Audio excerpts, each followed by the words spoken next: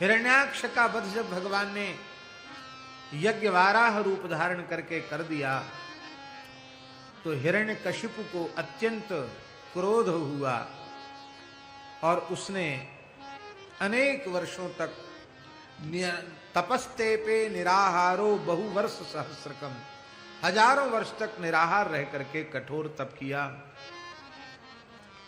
श्री ब्रह्मा जी प्रसन्न हो गए और श्री ब्रह्मा जी ने कहा कि हे दैत्यराज, तुम वरदान मांग लो, संकोच रहित होकर के मांगो, क्योंकि तुम्हारे जैसी तपस्या आज के पूर्व में किसी ऋषि महर्षि ने भी नहीं की है। तुम्हारे जैसा तप तुम्हारा ही है, दूसरा नहीं है। मैं अत्यंत प्रसन्न हूं। उसने कहा भगवान, न शुष्केण न चार्द्रेण न जलेन न बह्निना न काष्ठेन न कीटेन पाषाणेन न वायुना नायुधेन न शूलेन न शैलेन न मानुषैः न सुरैरसुरैर्वापि न गन्धर्वैर्न राक्षसैः न किन्नरैर्न यक्षैस्तु विद्याधर भुजंगमयैः न बानरैः मृगैर्वापि नैव मातृगणैरपि नाभ्यन्तरे न बाह्येतु नान्यैर्मरण हेतुभिः न दिने न च नक्तं मे त्वत्प्रसादात् भवेन्मृतिः इति वै देवदेवेश वरम तत्त्वो वृणीम्यहम्। बड़ा लंबा चौड़ा वरदान मांगा, कहीं से कोई तनिक भी गुंजाइश नहीं छोड़ी कि इस छिद्र को देखकर मुझे मारा जा सकता है। मैं सूखी वस्तु से न मरूं, गीली सी वस्तु से भी न मरूं, जल से न मरूं, अग्नि से न मरूं, काष्ठ से न मरूं, कीड़े से न मरूं, पत्थर से न मरूं, वायु से न मरूं, आयुधों से न मरूं, शिवजी के त्रिशूल से भी न मरूं, पर्वत से न मरूं, मनुष्यों से न मरूं, देवताओं से न मरूं, असुरों से न मरूं, गंधर्वों से, राक्षसों से, किन्नरों से, यक्षों से, विद्याधरों से, भुजंगमों से, बानरों से, मृगों से, अंत में कहा मातृगणैः अपि, क्योंकि अनेक असुर हुए हैं, शुंभ निशुंभ महिषासुर आदि, उनको मातृगणों ने ही उनको समाप्त किया है, नव दुर्गाओं ने समाप्त किया है। इसलिए इतना चतुर, उसने कहा मातृगणों के द्वारा भी मेरी मृत्यु न हो, भीतर न हो, बाहर न हो। अंत में संतोष नहीं हुआ तो उसने कहा नान्यैर मरण हेतु ही, मरण के जितने हेतु हो सकते हैं उनमें से किसी हेतु से मेरी मृत्यु न हो, न दिन में हो न रात में हो। अंतिम बात यह है त्वत्प्रसादान न भवेन मृति ही, आप ऐसी कृपा करो कि मैं मरूं ही नहीं। ब्रह्मा जी इतने प्रसन्न थे कि तथास्तु तथास्तु तथास्तु कहते चले गए और इसकी शिकायत भी भगवान ने की। आप श्रीमद् भागवत का सप्तम स्कंद देखिए, भगवान ने ब्रह्मा जी को बुला के कहा कि हमने तुमको इसलिए विभाग दिया है, वरदान देने की शक्ति इसलिए दी है कि बस झरा भंडारा खोल दो वरदान का। अरे थोड़ा सोच विचार कर दुष्टों को वरदान दिया करो। हमारे महाराज जी कहते थे, भक्तमाली जी,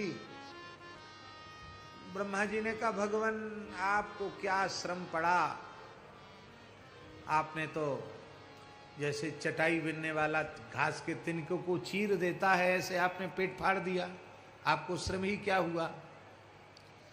भगवान बोले तुम दो दो हाथ करते तो पता चलता कितना शक्तिशाली था ये। आप तो केवल तथास्तु तथास्तु कहते चले गए, हमने इसका बार झेला है, इससे युद्ध किया है। पुरुषोत्तम मास वैशाख शुक्ल चतुर्दशी को मध्यान्ह अभिजित मुहूर्त में भगवान खंभ से प्रकट हुए हैं और सायंकाल को भगवान ने वध किया है। तब तक भगवान ने युद्ध किया है। हमने युद्ध किया, हमको पता है कि कितनी शक्ति उसमें है। आपने खाली तथास्तु कह दिया। ब्रह्मा जी ने इतनी उदारता क्यों दिखाई? उसका एकमात्र कारण है कि ब्रह्मा जी 12 महाभागवतों में प्रथम महाभागवत हैं। उनका विश्वास, भगवत विश्वास बहुत प्रबल है।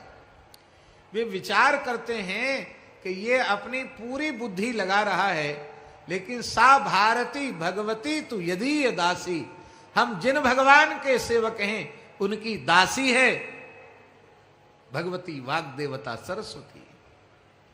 हम लोग नृसिंह भगवान का स्मरण करते हैं। श्रीधर स्वामी पाद का श्रीमद् भागवत के मंगलाचरण में 3 श्लोक बहुत प्रसिद्ध हैं। एक तो नमः परमहंसा स्वाद चरण कमल जन्म करंदाय भक्त जनमानस निवासाय श्री रामचंद्राय।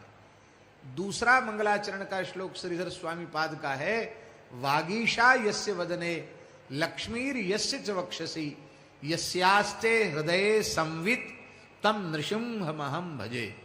तीसरा श्लोक है, विश्व सर्ग विसर्गादि नवलक्षण लक्षितम श्री कृष्णाख्यम परम धाम जगत धाम नमामि तत्। ये 3 श्लोक मंगलाचरण में प्रस्तुत किए।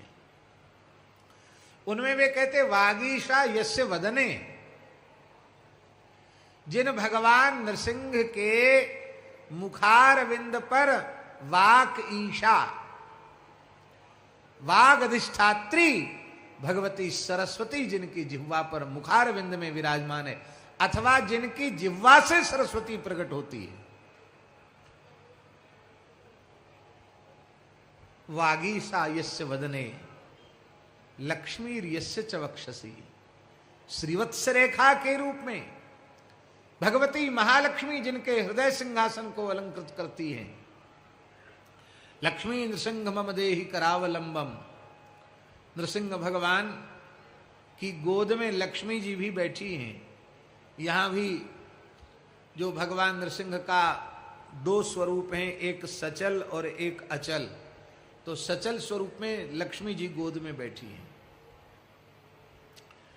प्रहलाद जी गोद में बैठ गए तो ठंडे हो गए, तब लक्ष्मी जी को भी प्रहलाद जी ने बुला लिया, माता जी आ जाओ। तब भगवान ने लक्ष्मी जी को भी अपनी अंक में स्थान दिया। लक्ष्मी नृसिंह मम देहि करावलंबम। तो लक्ष्मी जी जिनके वक्षस्थल में हैं और संबित ज्ञान शक्ति निरंतर जिनके स्वरूप में विद्यमान रहती है, ज्ञान अखंड एक सीतावर, ऐसा जिनका अखंड ज्ञान है, ऐसे भगवान नृसिंह के चरणों में हम प्रणाम करते हैं। क्योंकि भागवत के टीकाकार श्रीधर स्वामी पाद भी नृसिंहोपासक ही हैं। भगवान बिंदु माधव ने जो श्लोक लिखा, व्यासो वेत्ति शुको वेत्ति राजा वेत्ति न वेत्ति वा श्रीधर सकलम वेत्ति श्री नृसिंह प्रसादतः। श्री नृसिंह प्रसादतः, नृसिंह भगवान ने प्रत्यक्ष दर्शन दिया है श्रीधर स्वामी पाद को और अपना करकमल मस्तक पर पधराकर आज्ञा की है कि तुम श्रीमद् भागवत की टीका लिखो। किसी विद्वान ने हमसे एक दिन प्रश्न भी किया था कि ये श्लोक कहाँ का है, इसको थोड़ा आप व्याख्यान करके बतावें। लेकिन अब क्या करें, व्याख्यान तो बहुत संभव है, लेकिन आज अब कथा पूरी करनी है, इसलिए ब्रह्मा जी के मन में ये बात है कि ये चाहे जितना बड़ा बुद्धिमान बना रहे, हमारे भगवान से आगे इसकी बुद्धि नहीं हो सकती। भगवान तो ज्ञान स्वरूप ही हैं, भगवान तो किसी न किसी उपाय से इसको मार ही देंगे। और भगवान की भक्त वत्सलता भी तभी प्रकट होगी जब इतने दुर्दांत दैत्य जिसका वध संभव ही न हो, उसका वध करके जब भगवान अपने भक्त बालक प्रहलाद पर अनुग्रह की वर्षा करेंगे, वात्सल्य की वर्षा करेंगे, तो भगवान का भक्त वात्सल्य इस वैष्णव जगत में स्थापित होगा। इसलिए ब्रह्मा जी महाराज एवमस्तु कहते चले गए। और क्या कहा ब्रह्मा जी ने, हे दैत्येंद्र, यद्यपि तुमने जो वरदान मांगे हैं बड़े अद्भुत हैं और दुर्लभ हैं, लेकिन मैं फिर भी तुम्हें दे रहा हूं, क्योंकि अन्येषाम नेदृशम दत्तम नतैरित्थम तपकृतम त्वत्प्रार्थितम मया दत्तम सर्वम ते चास्तु दैत्यप।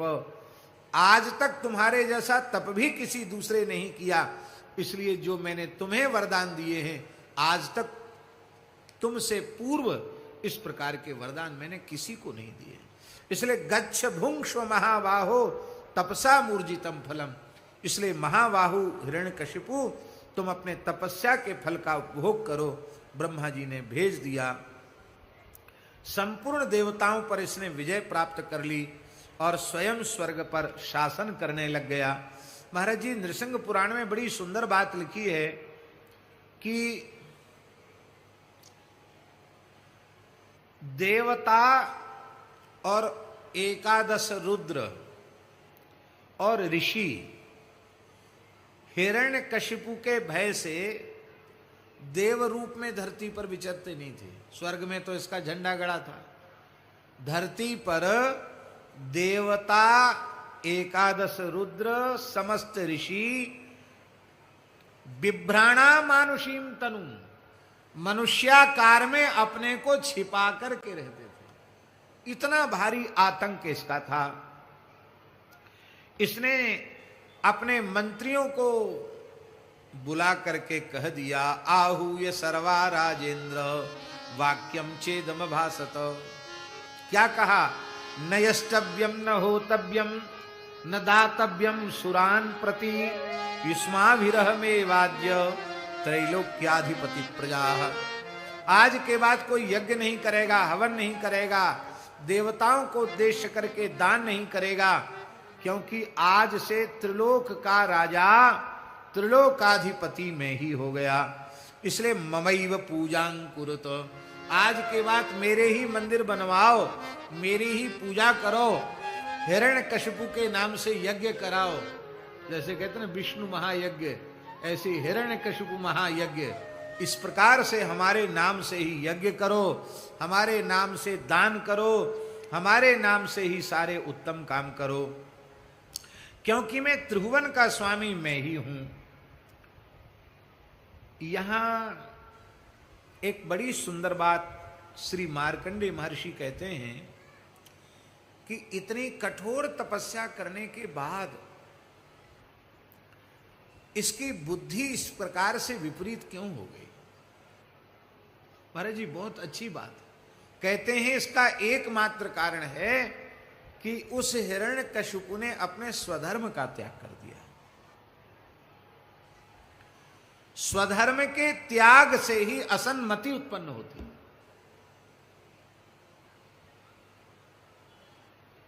इसका तात्पर्य क्या है? इसका तात्पर्य है कि पहले अवश्य वेद पाठ करता होगा, अवश्य त्रिकाल संध्योपासन करता होगा, उसके पहले सारे वैदिक कर्म करता होगा।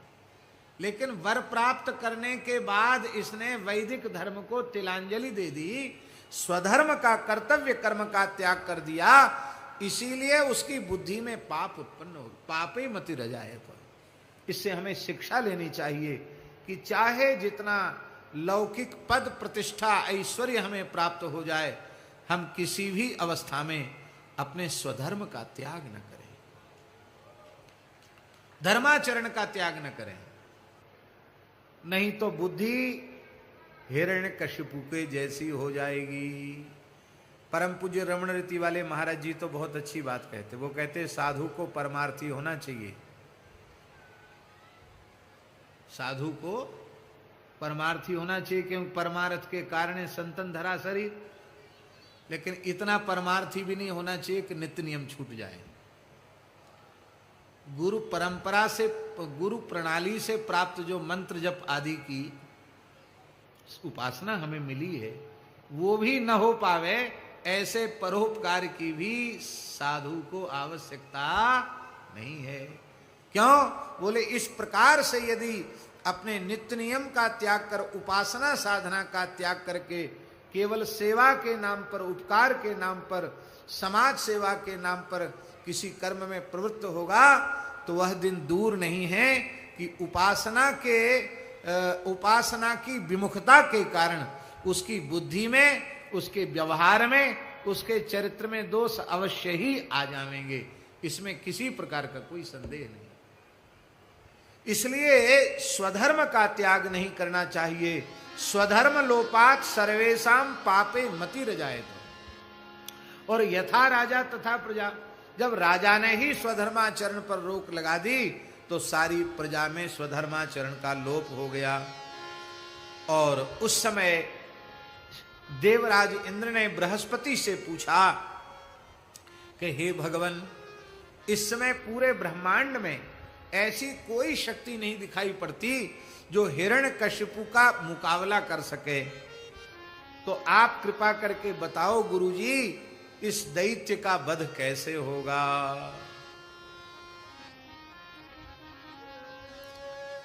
बृहस्पति जी ने कहा कि व्यक्ति तब तक सुख भोग करता है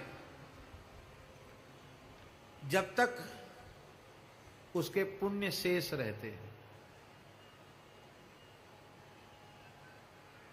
तो इसकी तपस्या से जितने पुण्य उत्पन्न हुए थे, पुण्य का भोग कर चुका है, अब ये खलास हो गया, अब इसका पुण्य का खाता। अब जो कुछ ऊटपटांग किया उसकी शुरुआत होने वाली है। इसलिए क्षीण भागो महासुरा, इसका भाग्य क्षीण हो चुका है और तुम शोक मत करो, क्योंकि शोको नाशयति प्रज्ञाम, शोको नाशयति श्रुतम, शोको मतिम नाशयति, नास्ति शोक समो रिपुः। शोक जो है, दुख, वो प्रज्ञा का नाश कर देता है। हमने जो विधिवत गुरुजनों के चरणों में बैठकर शास्त्रों का श्रवण किया है, उस शास्त्र ज्ञान का नाश कर देता है। कहां तक कहें, बुद्धि को नष्ट कर देता है शोक। संसार में शोक के जैसा रिपु, शत्रु मनुष्य का दूसरा कोई नहीं है। इसलिए देखो, अग्नि संबंध और शस्त्र स्पर्श, ये दोनों ही मनुष्य को जलाने वाले और घाव करने वाले हैं, लेकिन इनसे अधिक घाव करता है शोक। और शोक होता ही तब है जब जीव भगवान को भूलता है। भगवान का आश्रय लेने वाले को शोक नहीं होता। तो हे देवराज, तुम शोक कर रहे हो, पर जिन भगवान की शरण लेने से शोक नष्ट होगा, उन भगवान का स्मरण नहीं कर रहे हो, तो तुम्हारा समाधान भला कैसे होगा। इसलिए तुम भगवान की शरण हो जाओ। और देखो, हमारा ज्योतिष शास्त्र कह रहा है कि हिरण्यकशिपोर नासम शकुनानि बदंती में। हमारे शकुन कह रहे हैं कि अब हिरण्यकशिपु की उल्टी गिनती शुरू हो गई है, अब इसका नाश होने वाला है।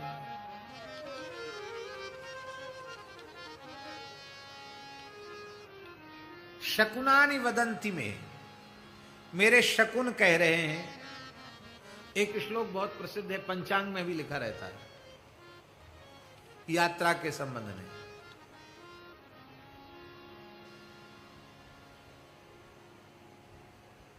कब यात्रा करनी चाहिए, तो उसमें लिखा है शकुनंच बृहस्पति। कैसे महाराज जी पूरा श्लोक? अंगिराणाम मनोत्साह शकुनंच बृहस्पति। पूरा श्लोक नहीं उठ रहा है इस समय। अंगिराणाम मनोत्साह शकुनंच विप्रवाक्यम जनार्दन। भगवान का मत है कि ब्राह्मण जब कह दे तब यात्रा करो। और महर्षि अंग उषा प्रशस्यते गर्गः, यह है श्लोक। उषा प्रशस्यते गर्गः। गर्गाचार्य जी भी ज्योतिष के विद्वान हैं। वो कहते हैं कि भैया तुम्हें जरूरी कहीं जाना हो तो उषा काल में नाम लेके चल पड़ो, कोई दिक्शूल आदि देखने की आवश्यकता नहीं है, आपकी यात्रा मंगलमयी होगी। उषा प्रशस्यते गर्गः।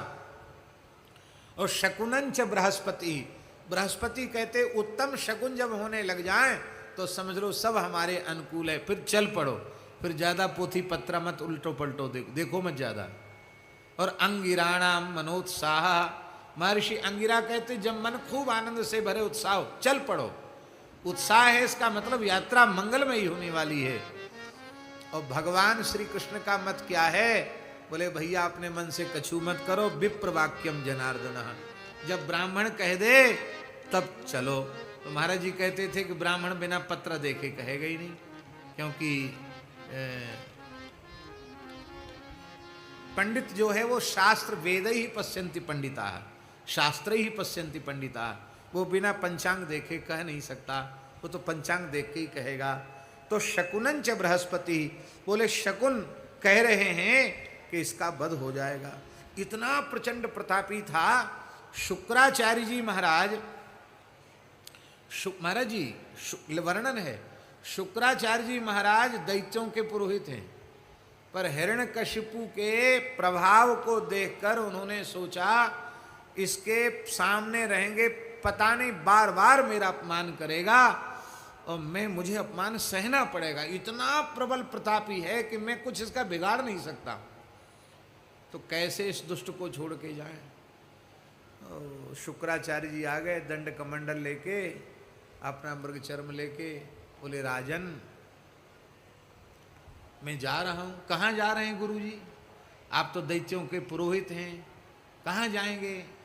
कि तपस्या करने जा रहा हूं। किसकी तपस्या करने जा रहे हैं? अरे मैं तीनों लोकों का स्वामी भगवान, तुम्हें कोई वरदान मांगना तो हमसे मांग लो,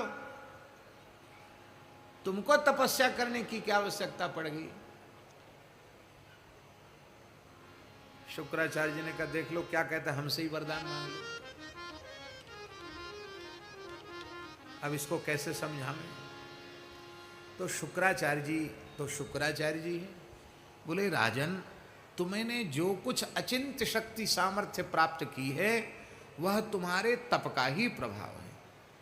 तुम्हारी शक्ति कम न हो, तुम्हारी शक्ति बनी रहे और बढ़ती रहे, इसके लिए तुमको और शक्तिमान बनाने के लिए मैं तपस्या करने जाऊंगा। इतना सुनते ही बहुत खुश हो गया, बोले वाह, गुरुओं को ऐसा ही चाहिए कि चेलों को माल छानने घोटने के लिए छुट्टी दे दें और खुद तपस्या कर लें, माला फेर लें। गुरुओं को ऐसे ही चाहिए, जाओ जाओ हमारे लिए तपस्या करोगे तो जाओ, लेकिन कान खोलकर सुन लो, तुम तो जा रहे हो, ये पुरोहिताई का काम कौन करेगा? बोले महाराज हमारे दो पुत्र हैं, एक का नाम है षंड और दूसरे का नाम है अमर्क, ये षंडा अमर्क ही पौरोहित्य करेंगे। इतने अच्छे महात्मा हैं शुक्राचार्य जी, पुत्रों का नाम धरना नहीं आया, षंड अमर कैसे नाम रखे। महाराज जी हमारे कहते थे भक्तमाली जी कि नाम तो बढ़िया धरे होंगे, दैत्यों ने बिगाड़ दिए होंगे। बोलो वृंदावन बिहारी षंडामर्क। और षंडामर्क की क्या दुर्दशा है आगे इस चरित्र में आप सुनेंगे, कितना फटकारता है ये। महाराज क्या कहे, ऋषि भी मनुष्य रूप धारण करके विचरते हैं। एक बार देवर्षि नारद जी इसके सामने से निकल गए,